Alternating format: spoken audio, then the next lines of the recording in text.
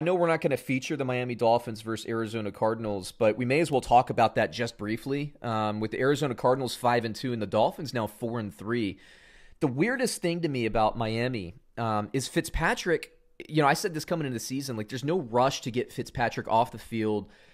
We talk about this. Like we say Fitzpatrick and Nick Foles are like the same quarterback to us. Is that they can go in and they'll sling it, and sometimes they'll get you 4 touchdowns and just look amazing. And the next week they'll throw 4 picks and get you like a touchdown or 2 and drive you nuts. It's like a 500 quarterback. But Ryan Fitzpatrick has had Chan Gailey.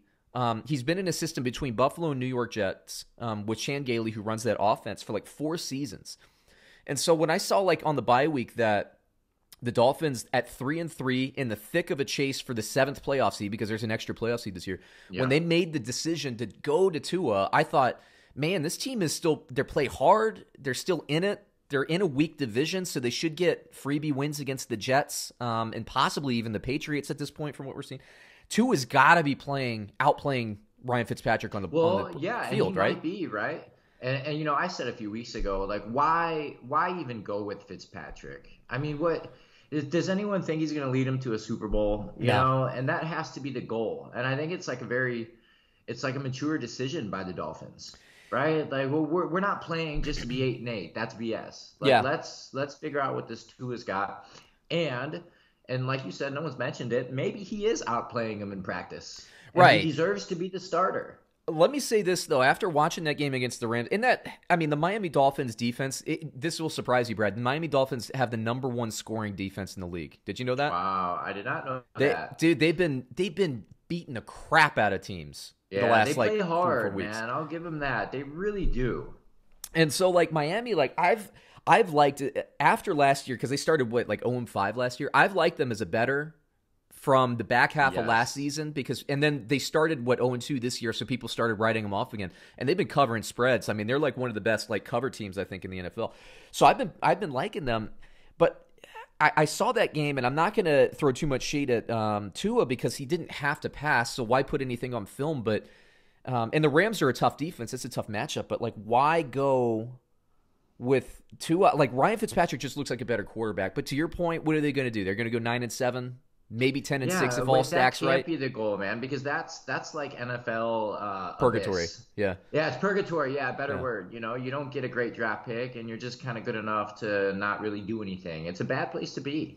It is, and I can't. I think you could argue either way. I tend to like what the Green Bay Packers did with Aaron Rodgers. It's if you have a quarterback and you can compete, then give that guy, or what the Chiefs did with Patrick Mahomes in his rookie season. They could have gone from Alex Smith. He's not going to win the Super Bowl. They could have gone from Alex Smith to Patrick Mahomes his rookie year, halfway through. Right. But to be fair, the Chiefs at that point were winning the division, and they were probably a top 3 team in the conference. Miami's not quite there yet. So, I mean, 6 on one, half a dozen on the other. I don't really care. But I think what I can say for sure is that we didn't really get anything out of Tua last week because he didn't have to. They could go completely vanilla. I know Dolphins fans say there were some drops in that game. I watched the whole game, even with drops. He just didn't look impressive, but I'm not criticizing him because they didn't have to dial anything up special. They were beating the crud out of the Rams, Now he's got a game under his belt. Yep. Like, there is nothing wrong with that, man. Get this guy all the reps, all the looks. That's the only way he's going to improve. We could argue it to the end of time. Is it better to leave a guy on the bench for 3 years? Mm-hmm. Maybe. Is it better to just get him out there and have him play those 3 years, even if he looks terrible? Maybe, right? So, like you said, 6 in one, half a dozen in the other. I do like the move from Miami because it's long-term and it's one of success. Yeah, and I don't hate it. And we got to see what Tua is. And another thing to consider is the Miami Dolphins own the Houston Texans first-round pick. That's looking right now like it could be a top 5 pick. So Miami, you got Trevor Lawrence coming out in the draft. Yeah, they have Tua, but maybe they trade a team Tua plus that Houston pick for the number 1 pick and take Lawrence if they don't like what they have. I don't think that'll happen. Yeah, so Miami, and they won the game. They're 4-3, and they have a dirty defense. What was the knock on Tua? Because it seems to me like he got a victory in his first start. So he didn't do much? Is that the deal? Well, yeah, I mean, his stat line, and again, I watched the game. It's just that, to me, what it looked like is the Los Angeles Rams defense played a hell of a game. The Miami Dolphins outplayed the Los Angeles Rams defense. They got turnovers. They scored on defense. That game was like 28-10 early. And then Tua, you just basically didn't have to do anything. Okay, fine, but it's a hell of a start to go It against is. Aaron Donald. Yes, it is. I mean, come on. Yeah. He's that player, right? It's Yeah. it's like when a defense has to go against Rodgers or Brady. Like, that's a big deal because that guy's nuts. Yeah. Right? I still see Tua. They said that Tua is basically a more mobile Drew Brees coming out of college, right? Well, hey, that's not a bad comparison. Exactly, and he's got receivers, he's got weapons. I don't love the way the Miami Dolphins are running the football, and so that always hurts you when you get to December, January, all that stuff. But Sure. the Dolphins right now, though, we'll see. It's dependent on how well Tua plays, but I think that they could get that playoff seed. I really do. I think they could, and Buffalo isn't looking as good as they did to start the year. Everybody's I was going to say, everybody's like just giving the division to Buffalo. Miami's only one game down in the loss column, and they get to play Buffalo again. Right, exactly. So it's theirs for the taking. Mm-hmm. It is. Wouldn't it be something if Tua took them to the playoffs? I mean, it would be. Give him the shot. Yeah. Hey, Lamar Jackson did it in his rookie year, with the Baltimore Ravens. So it's possible, man. It could be. I'm looking forward, but since we were talked about the Dolphins for so long, I'll hit you with the line. Bovada has the Miami Dolphins plus 4.5 on the road against the Arizona Cardinals. Who would you have there?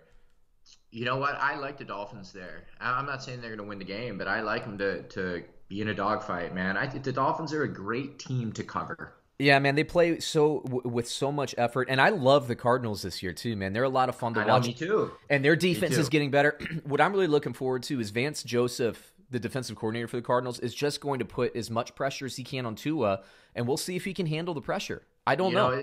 The Cardinals, speaking of them real quick, is they kind of, if they play Seattle, they're in a dogfight. And then if they play the Jaguars, they're in a dogfight. Yeah. It's almost like the Lions. They're not going to roll over to anybody. Yeah. And they always kind of play to their competition, even though they might not squeak it out. And that's what I see from Arizona at this point.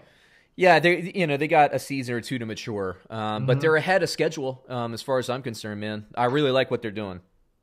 Well, to Tua's point, that little guy they got playing in Arizona, Kyler Murray, they put him in right away, did they not? They did, and he excelled. Right.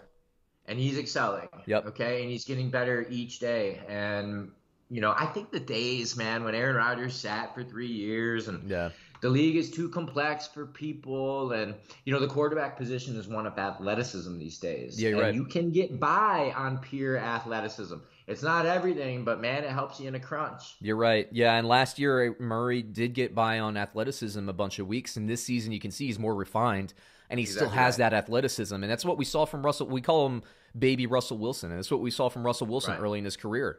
Right. Speaking of athleticism, Daniel Jones last night. He does have athleticism, but he's not in the same ballpark as those other guys, right? I'm selling. Man, I saw that guy miss about 5 throws. Oh God, it was disgusting. Yeah, just 5 errant throws that could have been placed somewhere else. It was driving me nuts. Enough about that guy. Early pick, right? Early pick. Terrible pick. Terrible. Let's move it on. We got